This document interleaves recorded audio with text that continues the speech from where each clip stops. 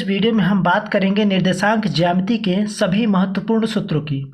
तो जैसे कि दो बिंदुओं के बीच की दूरी का सूत्र होता है √x2 - x1 का whole square plus y2 - y1 का होल स्क्वायर। जैसे कि दो बिंदु, एक बिंदु यहाँ पर मान के चलते हैं, दूसरा बिंदु यहाँ पर है। इसका निर्देशांक अगर दिया है x1, y1 और इसका निर्देशांक दिया है x2, y2। तो इन दोनों बिंदुओं के बीच की दूरी अगर निकालना है तो फार्मूला ये है √x2 - x1 का whole square plus y2 - y1 का होल स्क्वायर। चलिए अब जानते हैं मध्य बिंदु का निर्देशांक का सूत्र। मध्य बिंदु का निर्देशांक का सूत्र होता है x1 + x2 / 2 y1 + y2 / 2। जैसे कि यहाँ पर देखिए, एक पॉइंट यहाँ पर है, दूसरा पॉइंट यहाँ पर है। तो इन दोनों के मध्य बिंदु, जैसे यहाँ बीच पर अगर मध्य जो इसका मिड पॉइंट होगा, बीच का बिंदु, इसका अगर निर्देशांक निकालना है तो ये सूत्र लगाएंगे x1 + x2 / 2 y1 + y2 / 2। अब हम जानेंगे आंतरिक विभाजन बिंदु का निर्देशांक का सूत्र क्या होता है। तो आंतरिक विभाजन बिंदु का निर्देशांक का फार्मूला होता है mx2 + nx1 बटे m + n, my2 + ny1 बटे m + n।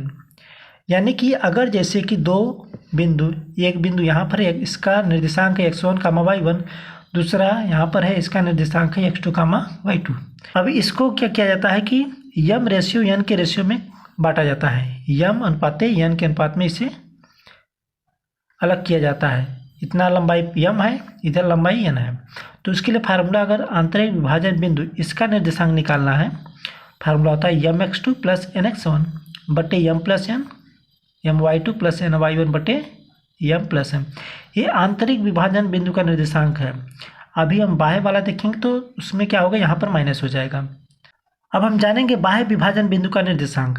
तो बाह्य विभाजन बिंदु का निर्देशांक का सूत्र होता है mx2 - nx1 बटे m - n, my2 - ny1 बटे m - n। देखिए, आंतरिक विभाजन बिंदु के निर्देशांक वाले सूत्र में यहाँ पर प्लस था और बाह्य वाले में यहाँ पर माइनस है, यही इसमें अंतर है बस। अब जानेंगे हम त्रिभुज का क्षेत्रफल का सूत्र।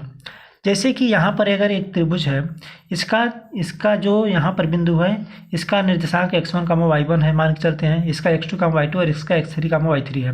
तो इस त्रिभुज का क्षेत्रफल अगर निकालना है तो फार्मूला होता है 1/2 x1 ब्रैकेट में y2 - y3 plus x2 y3 - y1 plus x3 y1 - y2।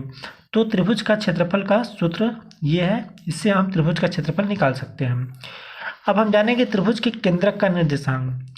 अगर त्रिभुज की जो शीर्ष है, इसका निर्देशांक दिया रहे, जैसे कि यहाँ पर दिया है, तो इसके केंद्रक, यहाँ पर जो बीच में आएगा केंद्रक, इसका अगर निर्देशांक निकालना है तो उसके लिए फार्मूला होता है x1 + x2 + x3 / 3 y1 + y2 + y3 / 3। यानी x1 + x2 + x3 / 3 y1 + y2 + y3 / 3।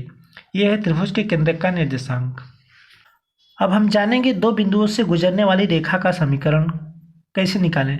अगर दो बिंदु, मान के लिए एक बिंदु यहाँ पर है, दूसरा यहाँ पर है, इसका निर्देशांक अगर x1, y1 है, इसका x2, y2 है, तो इन दोनों पॉइंट को जोड़ने पर इस रेखा का समीकरण अगर हमें निकालना है तो उसका फार्मूला है y - y1 बराबर y2 - y1 बटे x2 - x1 और x - x1।